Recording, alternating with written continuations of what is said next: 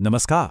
आज हम एक ऐसी गंभीर आर्थिक चेतावनी पर बात करने वाले हैं जिसका असर हम सब पर पड़ सकता है।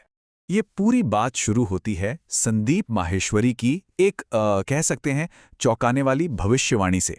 और ये भविष्यवाणी उन्होंने ग्लोबल फाइनेंशियल सिस्टम पर पूरे 6 महीने की रिसर्च के बाद की है। चेतावनी सीधी सी है, एक बहुत बहुत बड़ा फाइनेंशियल बदलाव आने वाला है। इतना बड़ा कि ये उन लाखों लोगों की सारी बचत को खत्म कर सकता है जो आज ये मानकर बैठे हैं कि उनका पैसा एकदम सेफ है। तो इस चेतावनी के तह तक जाने के लिए हमें एक बहुत ही बेसिक सवाल से शुरू करना होगा। सवाल यह है कि आखिर हमारे पैसे के साथ हो क्या रहा है। देखिए, भविष्य में क्या होने वाला है ये समझने का सबसे अच्छा तरीका है अतीत को देखना। और यहां हमें देखना होगा पैसे के इतिहास को, मनी की हिस्ट्री को। हजारों साल पीछे जाएं तो पैसा कोई असली हाथ में पकड़ने वाली चीज हुआ करता था। शुरुआत हुई बार्टर सिस्टम से, मतलब सामान के बदले सामान। फिर आया कीमती धातुओं का दौर, जैसे सोना और चांदी, जिन्हें पूरी दुनिया में असली पैसा माना जाता था। लेकिन इतिहास को अगर आप ध्यान से देखें तो एक बहुत ही खतरनाक पैटर्न बार बार सामने आता है। जब भी बड़े बड़े साम्राज्यों को, मान लीजिए, जंग लड़ने के लिए पैसों की जरूरत पड़ती थी तो वो एक चालाकी करते थे। वो चुपके से अपनी करेंसी की वैल्यू कम कर देते थे। कैसे? सोनी चांदी के सिक्कों में सस्ती धातु मिलाकर। और पता है क्या, जब भी किसी सरकार ने अपनी जनता के भरोसे को इस तरह तोड़ा है, अपने ही पैसे के साथ धोखा किया है, तो वो पूरी की पूरी सभ्यता ही खत्म हो गई। और यही सबसे बड़ा सवाल है, क्या वही पैटर्न आज फिर से दोहराया जा रहा है? चलिए अब इतिहास में थोड़ा आगे बढ़ते हैं और एक ऐसे दिन पर आते हैं जिसने, कह सकते हैं, पूरी दुनिया के लिए पैसे का मतलब ही हमेशा हमेशा के लिए बदल दिया। साल था 1971। अमेरिका के राष्ट्रपति थे रिचर्ड निक्सन और उन्होंने एक ऐसा फैसला लिया जिसने सब कुछ बदल दिया।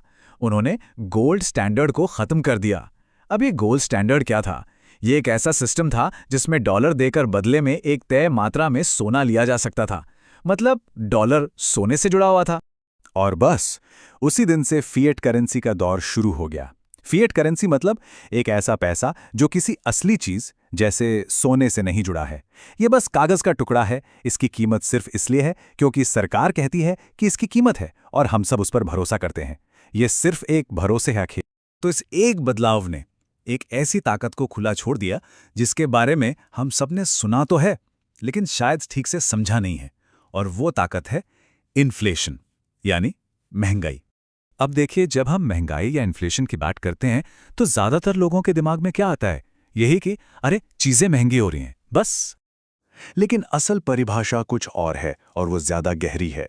इन्फ्लेशन का असली मतलब चीजों का महंगा होना नहीं है। इसका असली मतलब है मार्केट में पैसे की सप्लाई का बढ़ जाना। और जब बहुत सारा पैसा छाप दिया जाता है तो जो पैसा पहले से है उसकी कीमत अपने आप कम हो जाती है। इस तरह से सोचकर देखिए, पूरी कहानी ही बदल जाती है। मतलब चावल महंगे नहीं हो रहे हैं, बल्कि चावल खरीदने के लिए जो नोट हम इस्तेमाल कर रहे हैं वो सस्ता हो रहा है। उसकी खरीदने की ताकत कम हो रही है। और सबसे खतरनाक बात क्या है? सरकारें बिना कोई नया टैक्स लगाए, बिना कोई कानून पास किए बस और नोट छाप सकती हैं। और ये जो इन्फ्लेशन है ना, ये एक छिपे हुए टैक्स की तरह काम करता है। एक ऐसा टैक्स जो हम सब चुकाते हैं और ये चुपके चुपके हमारी सारी सेविंग्स को खा जाता है। तो चलिए अब सारे पॉइंट्स को एक साथ जोड़ते हैं। हमारे पास क्या है? एक फिएट सिस्टम है, मतलब सिर्फ भरोसे पर चलने वाली करेंसी। दूसरा, इस करेंसी को अनलिमिटेड छापने की पावर। और तीसरा, महंगाई की असली समझ। जब ये तीनों चीजें एक साथ मिलती हैं तो ये एक परफेक्ट स्टॉर्म, यानी एक बहुत बड़े तूफान की तैयारी करती हैं। याद कीजिए साल 2000 का टेक क्रैश या 2008 का हाउसिंग संकट, वो सब एक एक बबल के फटने जैसा था। लेकिन इस बार सिचुएशन अलग है। इस बार हम एक साथ कई बबल्स का सामना कर रहे हैं जो एक दूसरे से जुड़े हुए हैं और एक साथ फटने को तैयार हैं। और इस पूरे तूफान के सेंटर में है अमेरिकी सरकार का कर्ज। ये कर्ज अब इतनी भयानक तेजी से बढ़ रहा है कि इसे चुकाना नामुमकिन है। अब उनके पास सिर्फ दो ही रास्ते बचे हैं। या तो वो हाथ खड़े कर दें और कहें कि हम दिवालिया हो गए, या फिर वो और भी ज्यादा पैसा छापें। अब जाहिर सी बात है, दिवालिया होने का ऑप्शन तो कोई चुनेगा नहीं। तो सरकारों के लिए एक ही रास्ता बचता है, ज्यादा से ज्यादा नोट छापो। और जब दुनिया की सबसे बड़ी इकोनॉमी अमेरिका ऐसा करता है तो वो अपनी महंगाई को पूरी दुनिया में एक्सपोर्ट कर देता है। इसका असर हर देश पर पड़ता है। तो सबसे ज़रूरी बात जो समझने वाली है वो ये कोई नॉर्मल शेयर मार्केट करेक्शन नहीं है जो आता जाता रहता है। असली खतरा है करेंसी क्राइसिस। मतलब जो कागज़ का पैसा हमारी जेब में है उसकी वैल्यू ही खत्म हो सकती है। और ये सारी बातें हमें एक आखिरी लेकिन शायद सबसे ज़रूरी सवाल पर लाकर खड़ा कर देती हैं। अगर ये कागज़ का नोट सिर्फ एक करेंसी है जिसकी कीमत लगातार गिर रही है, तो फिर असली पैसा क्या है? असली दौलत किसे कहेंगे?